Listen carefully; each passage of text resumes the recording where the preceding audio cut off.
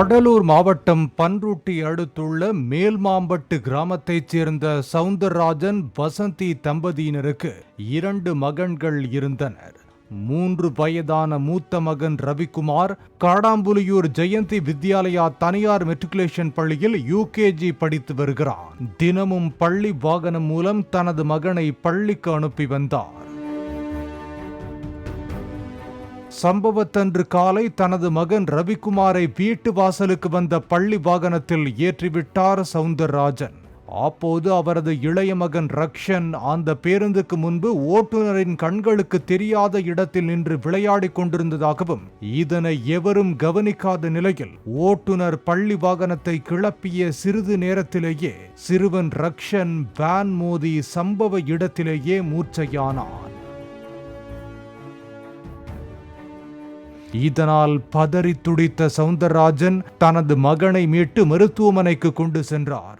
அங்கு சிறுவனின் உடலை பரிசோதித்த மருத்துவர்கள் சிறுவன் ரக்ஷன் பலியானதை உறுதிப்படுத்தினர். தமிழகத்தில் இதுபோன்ற விபரீத விபத்துக்கள் தொடர்ந்து கொண்டே இருக்கின்றன.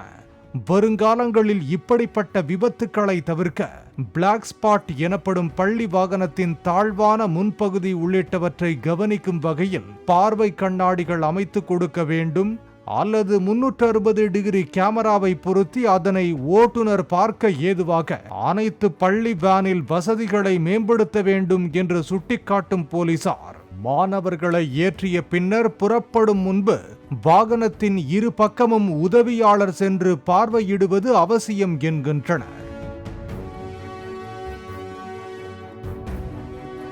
அதே நேரத்தில் பள்ளி செல்லும் தங்களது குழந்தையை பேருந்தில் ஏற்றிவிடச் செல்லும் பெற்றோர் அவசியம் இன்றி தங்களது மற்ற குழந்தைகளை பள்ளி வாகனம் அருகே கூட்டிச் செல்லாமல் தவிர்க்க வேண்டியது காலத்தின் கட்டாயம். பாலிமர் செய்திகளுக்காக கடலூர் செய்தியாளர் லெசி ராஜா.